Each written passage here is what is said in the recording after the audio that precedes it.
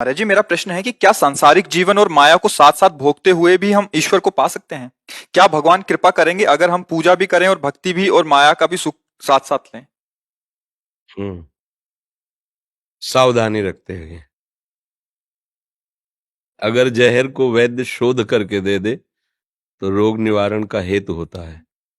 अगर स्वतंत्र रूप से पा लिया जाए तो वो मृत्यु का कारण बन जाता है। यद्यपि विषय सुख अज्ञान के कारण ही सुखद लगता है। कोई भी भोग है, उसे आप तभी तक सुख के रूप में अनुभव करते हैं जब आप उसको सुख मानकर चिंतन करते हैं, मूल पे उसके पहुंचे। जैसे आपको कोई भी भोग है, खान पान किसी भी इंद्रिय का भोग है, पहले आप उसका चिंतन होता है और उस चिंतन में आप डूबते हैं सुखद भावना करके। चिंतन को कुछ ऐसा प्रभाव होता है कि हम जैसा चिंतन करते हैं वैसे ही हमें सृष्टि भासने लगती है। ये एक जादू है, एक माया का ऐसा आकर्षण है। जैसा हम चिंतन करते हैं वैसे ही हमारी सामने दृष्टि बदल जाती है। तो जहां हमारा चिंतन हुआ कि शरीर में सुख है, पदार्थ में सुख है, पद में सुख है, धन में सुख है, यही सब सांसारिक सुख है। अगर चिंतन ना हो और फिर आप किसी सुख को भोग करके उसका सुख का अनुभव करके बताओ तो हमें डायरी पास रखो और आपका हम चिंतन खींच लें भय द्वारा या प्रियता द्वारा, तो आपको कहीं सुख नहीं मिलेगा। कई बार हमने सत्संग में एकांतिक में भी कहा है कि जैसे किसी व्यक्ति को कह दिया जाए कि तुम जितने सुख चाहते हो मैं सब तुम्हारे सामने रखता हूं, ये पूरा मकान है, इसके अंदर हर सुख तुम्हें मिलेगा जो चाहोगे, पर तुम्हें हम फिर शाम के गोली मार देंगे। डायरी पेन रखना और भोग करके हर सुख का निर्णय बताना। किसी भी सुख में उसे कोई सुख का अनुभव नहीं होगा। क्यों नहीं हुआ? क्रिया तो वो कर रहा है, क्योंकि उसका चिंतन आपने खींच लिया। अब चिंतन उसका मृत्यु में पहुंच गया कि अब उसको कोई सुख नहीं मिलेगा। ऐसे ब्रह्म ऋषियों ने, महात्माओं ने अपने चित्त को प्रेम के द्वारा भगवान में अर्पित कर दिया। तब उन्होंने, ऐसा नहीं कि सब महात्मा ब्रह्मचारी ही रहे हुए हों या वनवासी ही रहे हों। वन में हम सब महात्माओं की वंश परंपरा से हैं। अगर मूल में देखो, गोत्रों की तरफ जब जाओ तो याज्ञवल्क गोत्र, भरद्वाज गोत्र, गर्ग गोत्र ऐसे पाया जाता है। मतलब हम ऋषियों की संतान हैं। उन ऋषियों ने अनुभव किया कि चिंतन के कारण ही विषयों में सुख है।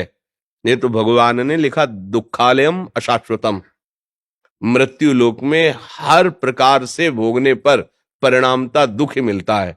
और अशाश्वतम परिवर्तनशील और नाशवान है। तो जो परिवर्तनशील है, नाशवान है, दुखमय, उसमें हमें सुख कैसे भासता है? अज्ञान के कारण। अज्ञान का स्वरूप क्या है? इस देह को मैं मानना। जब तक हम देह को पुरुष भाव से नहीं स्वीकार करेंगे तब तक स्त्री शरीर में आकर्षण नहीं होगा। जब तक हम अपने को शरीर नहीं मानेंगे तब तक किसी भोग को हम अधर्म पूर्वक सेवन नहीं कर सकते। ये शरीरा अभिमान ही अज्ञान है। अगर अब हम चिंतन को, जो आपने कहा विषय सेवन करते हुए हम कैसे भगवान को प्राप्त कर सकते हैं कि भक्ति भी चलती रहे और विषय सेवन भी चलता रहे, उसके लिए चिंतन, भक्ति का स्वरूप बाहरी नहीं होना चाहिए। इसके लिए चिंतन होना चाहिए। पहला, मैं जैसा भी हूं प्रभु का हूं। एक एक शब्द याद रखना तो बिल्कुल फाइनल पे पहुंच जाओगे। मैं जैसा भी हूं, मैं ऐसा हूं ऐसा नहीं कहता। मैं भगवान का भक्त हूं, मैं जितेंद्रिय हूं, मैं पवित्र हूं, मैं तपस्वी हूं, मैं भजनानंदी हूं, ऐसा कुछ नहीं। मैं जैसा भी हूं प्रभु का हूं। दूसरा, मेरे पास जो कुछ भी है मेरे प्रभु का दिया हुआ है। तीसरी बात, जो भी मैं भोग रहा हूं प्रभु की प्रसन्नता के लिए भोग रहा हूं। तो आप कह सकते हैं जैसे संतान उत्पत्ति क्रिया है, इसमें प्रभु की क्या प्रसन्नता है? तो शास्त्र प्रमाण है। जिन्होंने संतान प्राप्ति नहीं की उनको आदेश दिया गया है, जाओ तुम संतान उत्पन्न करो क्योंकि ये हमारी पूजा है। जैसे करदम जी प्रकट हुए, भगवान ब्रह्मा जी ने देखा इनकी तपस्या और वैराग्य में रुचि है, तो उनका नहीं, पहले संतान उत्पन्न करो क्योंकि मेरी पूजा होगी, सृष्टि पूजा। उन्होंने तपस्या की, भगवान श्रीहरि को प्रसन्न किया और मांगा कि मुझे पत्नी प्रदान कीजिए। तो महाराज मनु की पुत्री देवहूति पत्नी रूप में मिली और भगवान स्वयं उनके पुत्र रूप में, कपिल के रूप में प्रकट हुए। अगर उस भाव को आप भगवत पूजा मान लें तो काम भाव भी आपके भगवत प्राप्ति का हेतु बन जाएगा। जब हम उसे स्वयं भोक्ता बन करके धर्म के प्रतिकूल भोगते हैं, फिर वो आसुरी भाव हो जाता है, राक्षसी भाव हो जाता है, फिर वो पाप को प्रकट कर देता है। ऐसे ही आहार है।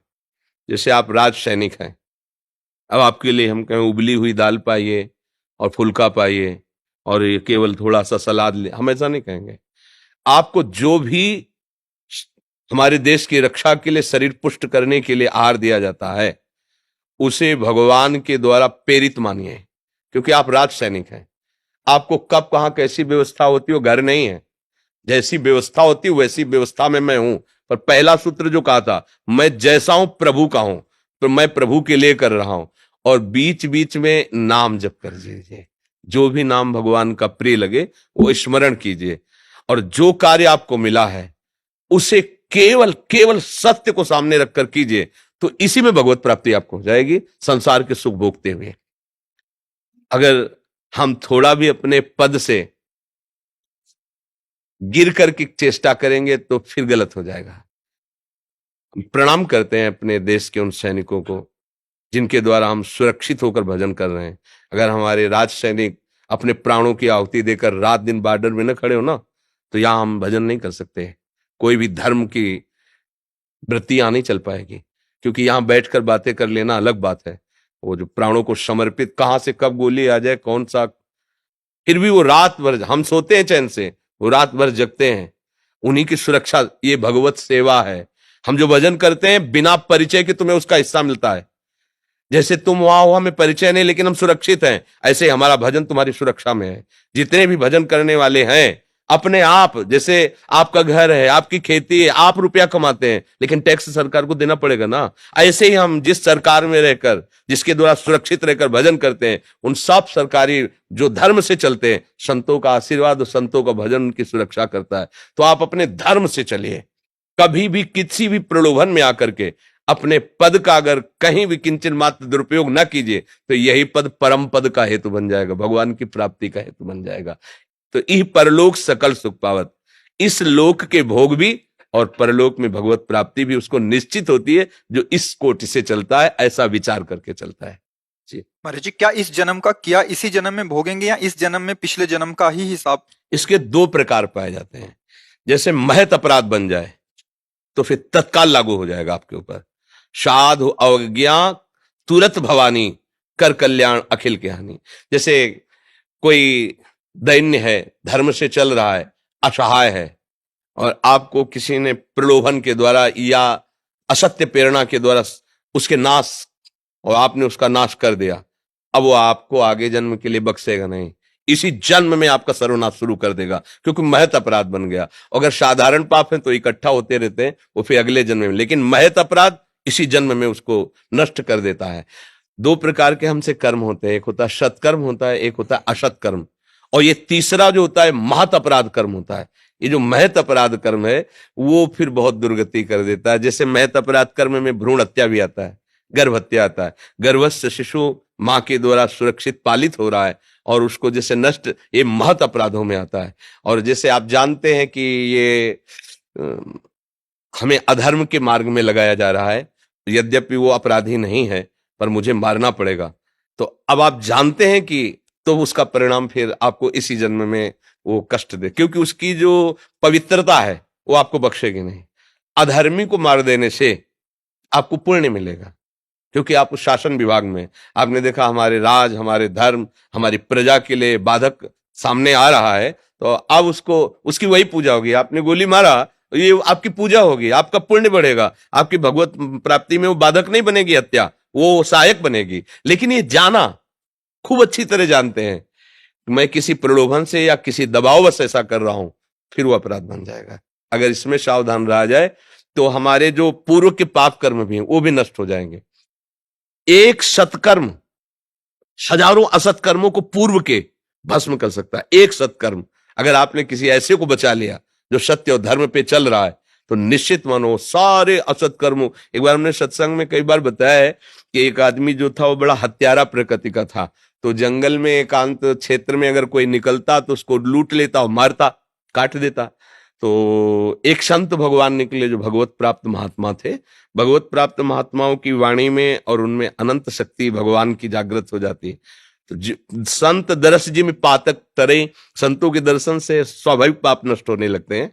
तो जे भी देखा तो मारने की इच्छा तो देखते ही हट गई, पर लूटने की इच्छा से तो एक वलकल की लंगोटी और कमंडल था। तो उनका बेटा तुम ऐसा क्यों करते हो, और भी प्रकार जीने के हैं, आप अच्छी मेहनत करके अच्छे से कमा सकते हो, दूसरों की हिंसा करते हो। तो वचन का प्रभाव ये पड़ा कि उनका महाराज मेरा स्वभाव बन गया है, मुझे कुछ अच्छा नहीं लगता, जब किसी को कष्ट देता हूं तो बहुत अच्छा लगता है। किसी को मतलब स्वभाव बन जाता है ना कि तलछना, दुख देना, किसी को बहुत पीड़ा पहुंचा तो उसको ऐसा हर्ष जैसा लगता है। तो उन्होंने कहा ये तो तुम्हारी दुर्गति पक्की है, तुम्हें बहुत कष्ट भोगना पड़े क्योंकि सारे पाप बन रहे। तो एक भय सा लगा। उन्होंने कहा महाराज क्या मैं भी निष्पाप हो सकता हूं, क्या मुझे भी भगवत प्राप्ति हो सकती है? उनका अवश्य।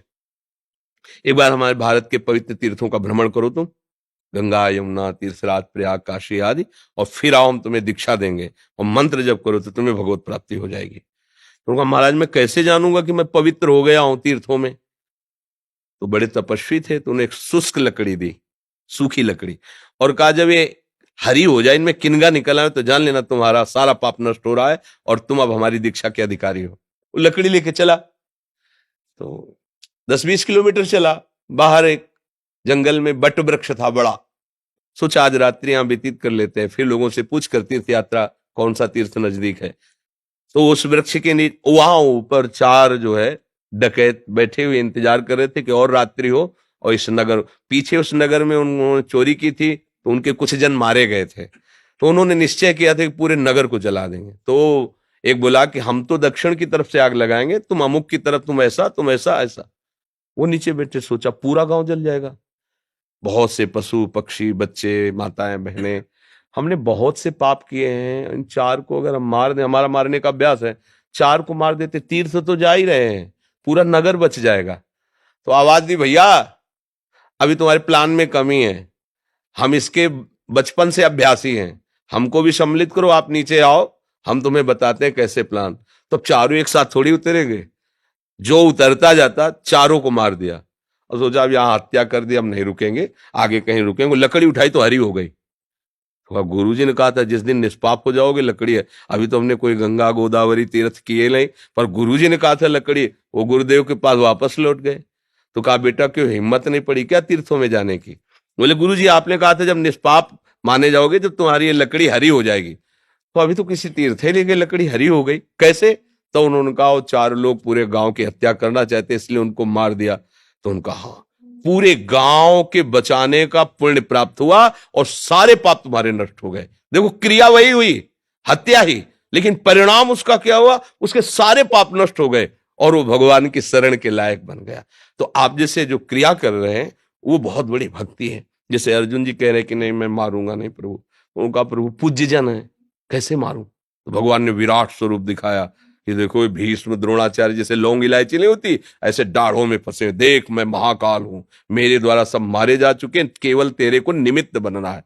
तो आपको जो पद मिला है उसको सांगोपांग देशभक्ति निष्ठायुक्त व्यतीत कीजिए और नाम जप कीजिए, और जो हमने चर्चा की इसका चिंतन कीजिए, फिर देखिए आप महात्मा ही हैं, उसमें अंतर नहीं। युद्ध करते हुए भी अर्जुन जी को महात्मा कहा गया है, युधिष्ठिर जी को महात्मा कहा गया है। महात्मा महान आत्मा।